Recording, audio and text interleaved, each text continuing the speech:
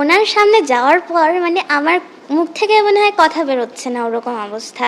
আজকে ওনার সঙ্গে যে কথা বলতে পেরেছি, মানে ওনার ওনার যে কথা শুনতে পেরেছি, এটাই আমার কাছে অনেক বড়। উনি যখন আমাকে বলল যে তুমি কি সেই অনুশ্রী, তখন খুব ভালো লেগেছে যে একটা মানে আমার ভবিষ্যৎ প্ল্যান হলো আমি বড় হয়ে সঙ্গীত নিয়ে উচ্চশিক্ষা লাভ করব এবং এই দেশে এবং বিদেশে সব জায়গায় আমি একজন বিখ্যাত শিল্পী হতে চাই।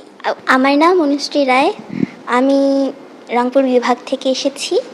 এই বছর প্রাথমিক শিক্ষা পদক 2026-এর আমি সেখানে স্কুল পর্যায়ে, ইউনিয়ন, তারপর উপজেলা, জেলা, বিভাগ এবং জাতীয় পর্যায়ে এসে আমি প্রথম স্থান অধিকার করেছি দেশাত্মবোধক গানে এবং নজরুল সঙ্গীতের তৃতীয় স্থান অধিকার করেছি।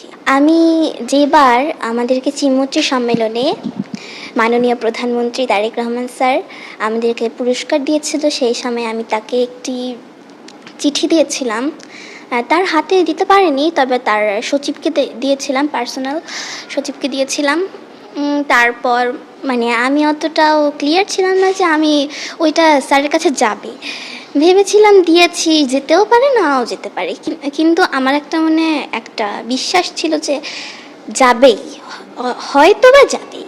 কিছুদিন আগেই ওনার পার্সোনাল সচিব যখন আমার বাবাকে কল দিলেন, তখন খুব খুশি হলাম, যে ভাবলাম যে হ্যাঁ, আমার চিঠিটা কি এখন তারেক রহমান স্যার দেখেছেন, এটাতেই আমার অনেক খুশি, আমি কি পাই আর না পাই।